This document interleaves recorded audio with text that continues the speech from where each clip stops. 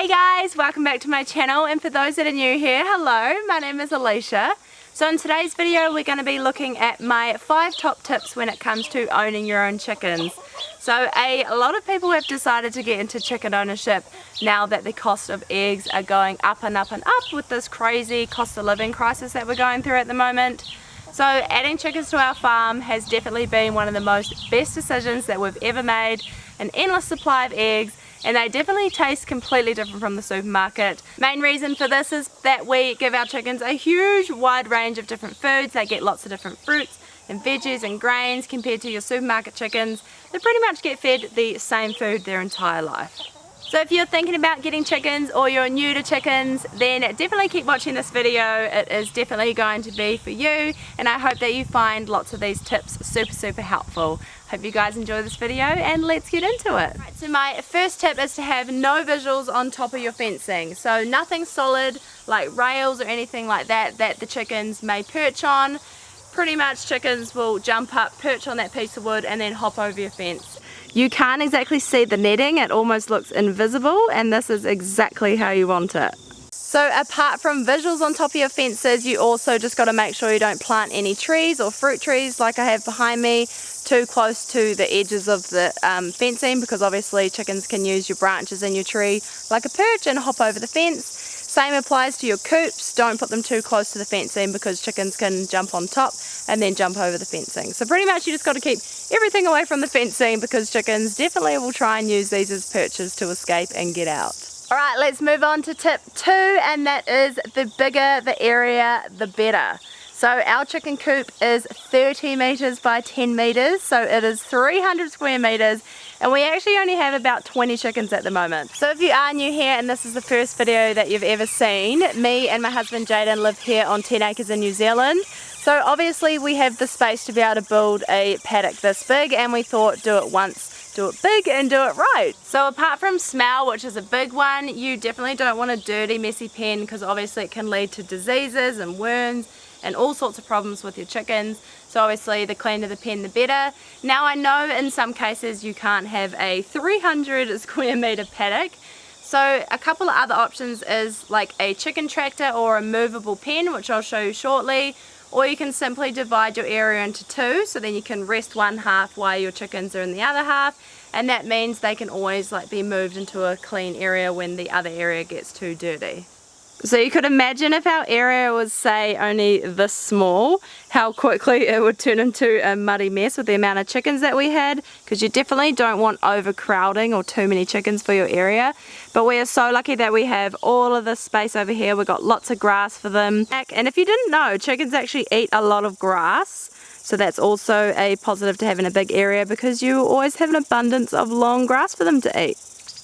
But of course you do want to make sure that you have an area of dust or dirt for them. I'll talk about that a little bit later, but they absolutely love scratching around and rolling around in all of the dust. So here's what one of the movable houses look like, which is a perfect option if you don't have endless amount of space or if you're in town. So it's got these handles at the front here, which makes it super light and easy to move, and it's got wheels on the back. Obviously this one hasn't moved for quite some time because we just use it for our chicks. These are a great idea because you can move them daily to fresh grass. They'll also not ruin your lawn as much, because obviously you're moving them quite a few times, so then they don't get the chance to completely dig it up and turn it to dirt. So great option if you have a smaller space. Alright, so my third tip is dust baths. So make sure that your chickens have access to some dirt or dust to roll around in. Main reason for this is to reduce the amount of mites. So if you didn't know, chickens are highly susceptible to getting red mites, all sorts of mites which can lower their productivity, actually kill them. So a way to reduce that is to let them roll around in the dust. Now in winter this can be hard because obviously all your dust turns into mud.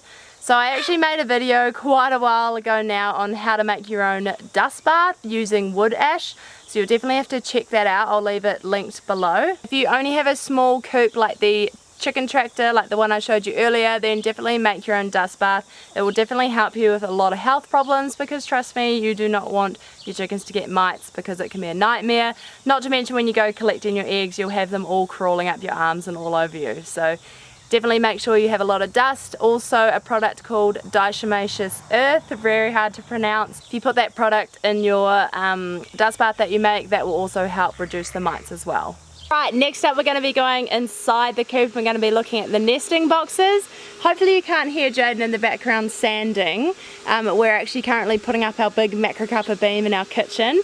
So we have actually been renovating our 1970s farmhouse. So if you want to check out those videos, feel free to do so. But I apologise if you can hear a bit of noise and stuff in the background. But we live a busy lifestyle here on the farm, so we've got to keep carrying on with the work while filming. But anyway, so my next tip is going to be about the nesting boxes. So I'll take you inside our coop and show you something. We've actually got a couple of girls nesting in here at the moment, but we're going to be talking about what bedding to use in your nesting boxes. And there's only one bedding that I highly recommend, and that is sawdust. So there's a few reasons why I like to use sawdust. A big one is that the sawdust absorbs so much, so it's super dry, so it absorbs so much poo and wee and everything like that. It's also a lot easier to clean out. Because sawdust doesn't stick to the chicken poo like hay and straw does, you can pick out the poos each day rather than having to clean out the whole lot. Also love to use sawdust in our veggie garden. We just flick it down onto the ground, and then once it's all broken down and mixed in with the chicken manure, I'll chuck it on the veggie garden, and it definitely makes the veggie garden grow so much better. But a good thing about the sawdust is that it doesn't like compound and build up as quick as hay or straw does, because it kind of just disintegrates to nothing. So that makes it a lot easier because it doesn't take up a lot of space. So you can see here what we do. We just kind of flick it out onto the ground down there, and then it will kind of break down over time, and I'll come in the door here and scoop this out when I want to add it to my veggie garden. Hey lady, are you getting annoyed with me being here, eh? Because you're trying to sit on your eggs. Sawdust is really cheap. You can get a massive 1 cubic meter sack from Farmlands for like $70. But if you're not too keen on having that big amount, you can get a smaller amount for $20 something. So it definitely does last you a long time. One little sack of sawdust will last me months. So it's really awesome, really cheap.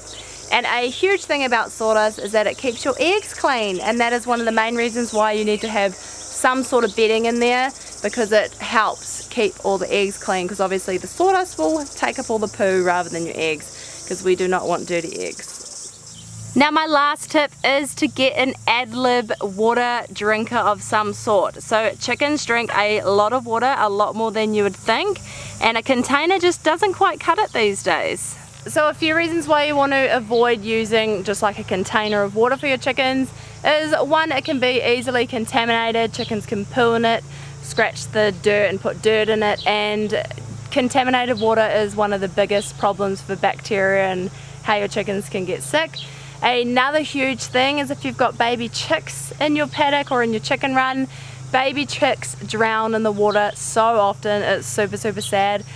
I'm not even joking, every time I've had a container of water in the paddock or in the pen and I've had baby chicks around, unfortunately you'll walk in there and you will find one that has drowned. So I highly recommend getting something that is off the ground, so then it not only can't get contaminated as much, and also your baby chicks don't drown in it either.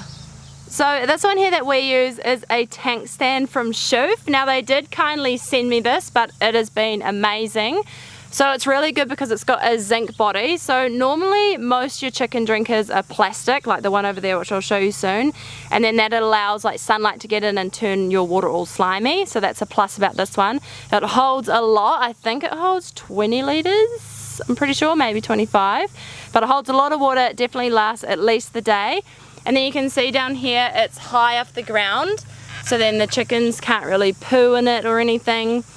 It's also high enough that chicks can't get access to it and drown in it, so that's obviously a huge plus. Now I'll take you over here and show you my other one. So this one here was the original one I used, but it just had a few problems, which is why I swapped to the tank stand. So obviously it can perish quite easily because these are made out of plastic and we've broken a cup. These get blocked quite easily because it's so low to the ground that the chickens just can like kick dust and stuff into them. And another issue was that the connection here sometimes would leak and then you'd lose all your water. And then like I mentioned earlier, because it's see-through plastic, the sunlight can get in and turn it all slimy. So there was quite a few issues with this. This one is great. This is a chick dripper. waterer. But this one's super good because it's got this little dripper on the bottom and the chicks kind of touch it with their beak and it lets the water come out. So obviously this is a huge plus because you can't have any chicks drown in it.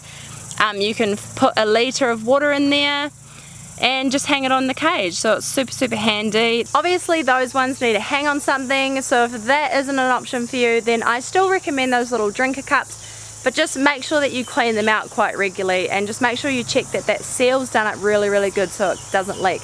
But anything is better than an open container when you have young chicks. Alright, I might wrap up this video here. I hope you guys all learnt a little something from the 5 tips that I shared with you.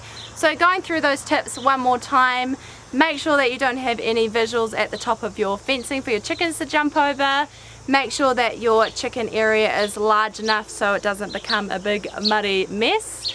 Make sure that your chickens have access to dust to eliminate mites. Make sure you use a good bedding to keep your eggs dry. Sawdust is one that I recommend. And lastly, just make sure that your chickens have access to a lot of clean water and don't use open containers. Don't forget to like this video if you enjoyed it and subscribe to my channel if you want to see all things related to farming. We are here on a 10-acre lifestyle block that we're currently renovating. So we've got lots of renovation videos and re-landscaping. We do lots of veggie garden, home orchard videos. I do calf rearing. We've also reared pigs in the past. And I try to make lots of content for you guys to share all of my tips and knowledge that I have about small-scale farming. So anyway, I will catch you guys in my next video. See ya. Bye.